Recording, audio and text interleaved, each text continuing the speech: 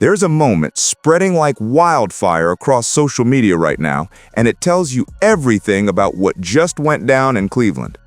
Andrew Berry, the GM who caught heat for taking Shedeur Sanders in the 5th round, finally got his vindication. The cameras captured him rushing up to his quarterback right after that historic first win, and what happened next has the entire NFL world buzzing. This wasn't some corporate handshake or rehearsed congratulations. This was raw emotion, pure pride, and the relief of a man watching his gamble pay off in front of millions. Shedeur he's a very impressive young man. He's poised, he's calm, he's smart. You can tell that he's been raised by, really quite honestly, a Hall of Fame dad. Andrew Berry walked up with a massive grin on his face and asked, "How does it feel, bro?" Shedeur's response was absolutely perfect. Exactly what you want to hear from a young quarterback who just made franchise history. "Man, we've got a lot to work on, but we made some plays today. Yeah, I gave up more than I got." That's the kind of humility and focus you want from a true professional, acknowledging the achievement while staying locked in on improvement.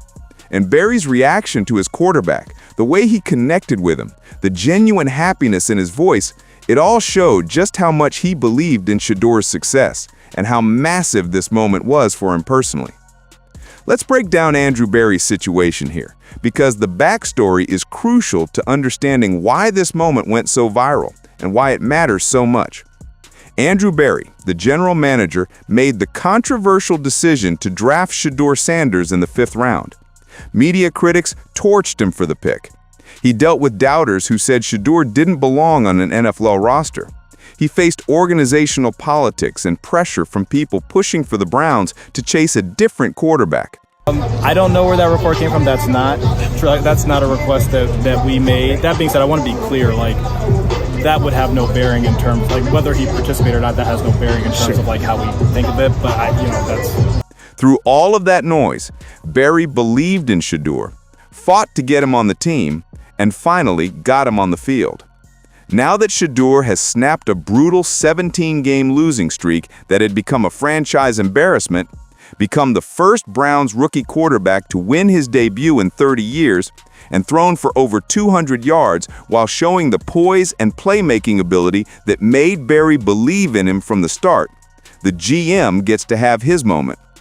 This is his "I told you so" moment. This is proof that no matter what the skeptics said, this shows that Andrew Berry knew exactly what he was doing when he picked Shedeur Sanders. The fact that this clip went viral shows just how hungry people are for authentic moments in professional sports. We're so used to scripted press conferences and carefully orchestrated interactions between players and executives. But this moment with Berry and Shedeur was completely real. The emotion was genuine. You couldn't fake the pride radiating from Berry's voice and body language. People shared the clip millions of times across Twitter, Instagram, TikTok, and every other platform because it felt like a real human moment instead of corporate sports theater. But here's where the story gets even more interesting and controversial. Shedeur Sanders did not receive the game ball after his historic first win. Let me say that again because it's almost unbelievable. The quarterback who just ended a 30-year drought won his first start after 17 other Browns rookie quarterbacks had failed before him, threw for over 200 yards, and made incredible plays throughout the entire game, did not get the game ball. Instead, it went to Myles Garrett, the defensive end who recorded 3 sacks in the team's dominant victory. Before we go any further, let's be crystal clear. Myles Garrett absolutely deserves credit for his outstanding performance. 3 sacks is elite production, and he's been one of the few bright spots for Cleveland during their struggles. The defense as a whole was absolutely dominant with 10 total sacks and completely shutting down the Raiders' offense. Garrett's exceptional play and the defense's powerful performance were critical to the win, and nobody's trying to take that away from him. But here's what's driving people crazy. This was a historic moment for the franchise because of what Shedeur accomplished. The rookie quarterback debut, the losing streak ending, this was huge.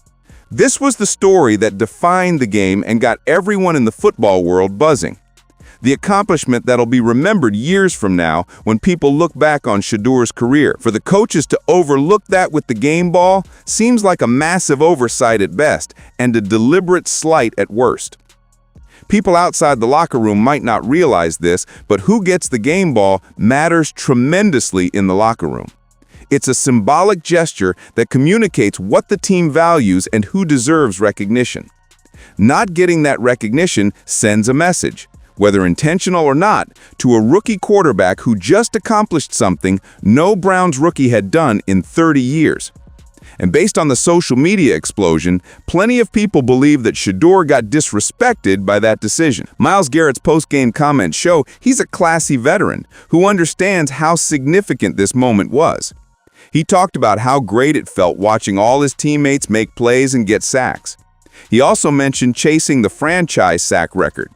That last part says everything. This was just another excellent game for Garrett, who's had plenty of excellent games throughout his career.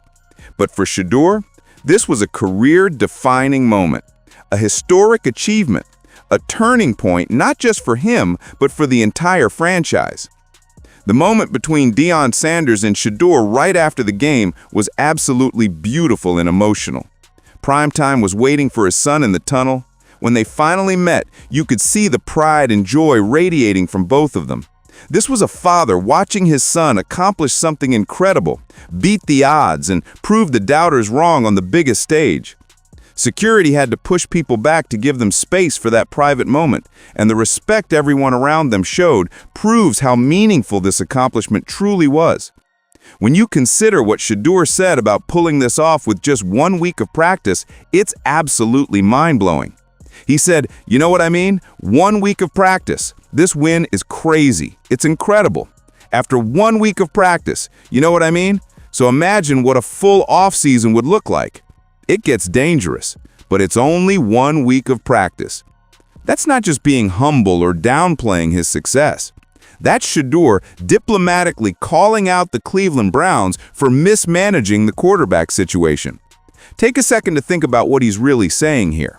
He just won his first start, made history, threw for over 200 yards, and made incredible plays all game long with only 1 week of first-team practice. He wasn't running with the starters during training camp. He wasn't getting the maximum preparation time because the offensive game plan wasn't built around him. He got thrown into this situation with minimal warning and still performed at an elite level. Now imagine what he could do with an entire offseason to work on his craft, with an offense designed around his strengths, with perfect timing and chemistry with his receivers. Saying it gets dangerous is a massive understatement. Shedeur's comment is his way of saying the Browns have been wasting valuable time by not giving him this opportunity sooner, without directly blasting the coaching staff or front office. If he can do this much with just 1 week of practice, how much better could he and the offense be if he'd been the guy from day one? How many more games could Cleveland have won earlier in the season if they'd made this change sooner?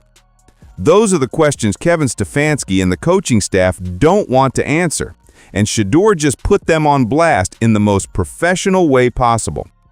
After this game, the criticism of Kevin Stefanski's handling of the quarterback situation has reached an all-time high.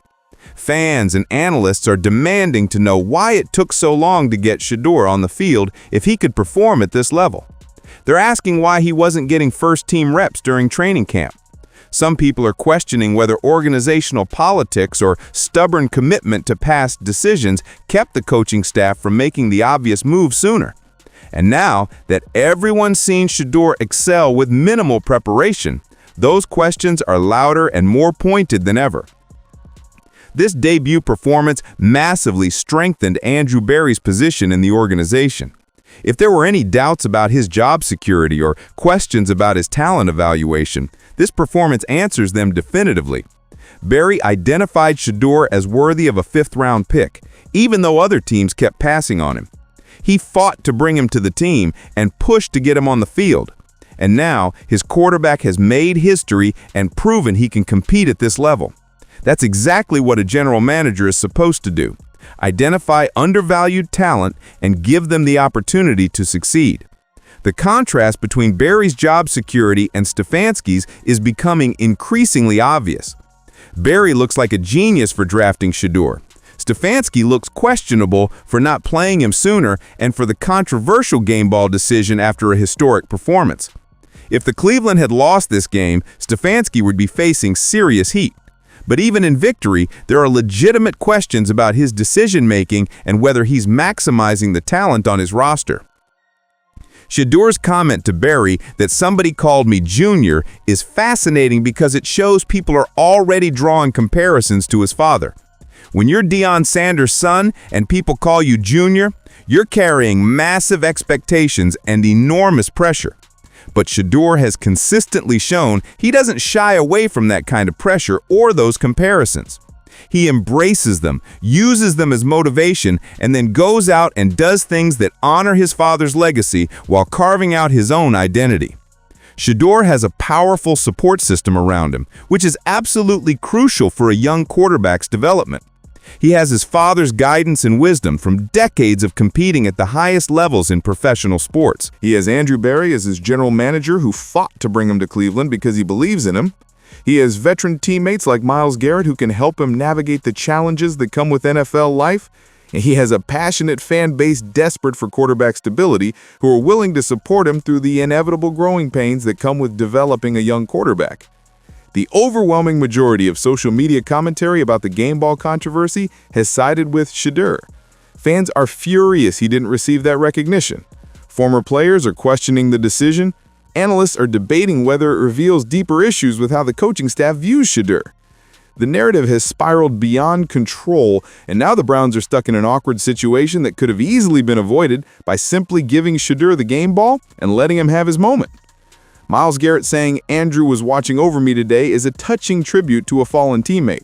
Nobody should diminish that moment or that sentiment. Honoring deceased teammates is sacred in sports. That doesn't change the fact that Shedeur's historic achievement also deserved recognition. It's absolutely possible to honor both the quarterback's breakthrough performance and the defensive dominance. The next big question is what Cleveland does with the quarterback situation moving forward.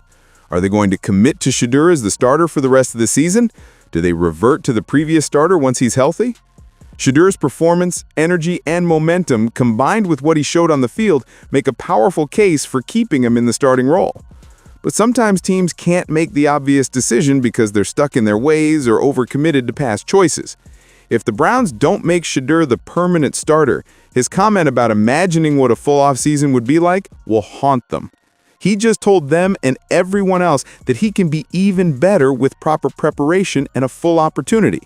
If Cleveland doesn't give him that chance and he succeeds elsewhere, or if the Browns continue struggling at quarterback, that quote will be replayed over and over as evidence that they had the answer but refused to commit to it.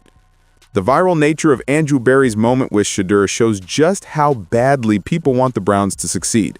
Despite Cleveland being a mess for decades and being the punchline of countless jokes, there's still enormous goodwill toward the city and genuine hope that things can turn around.